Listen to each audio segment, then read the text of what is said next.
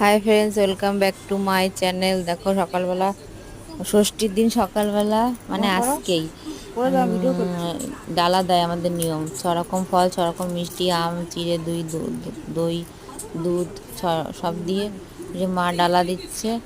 কিন্তু ফ্রেন্ডস দেখো, আমি গিফট দেব লাস্টে মাকে একটা শাড়ি, একটা ফোন আর হচ্ছে একটা আয়রন। সেটা একবার 1 মিনিটের বেশি ভিডিও আপলোড করতে পারছি না।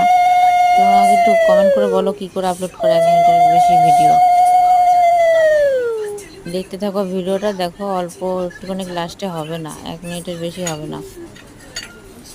মা আমাকে একটা ইন্ডাকশন ওভেন দিয়েছে আর আমি মাকে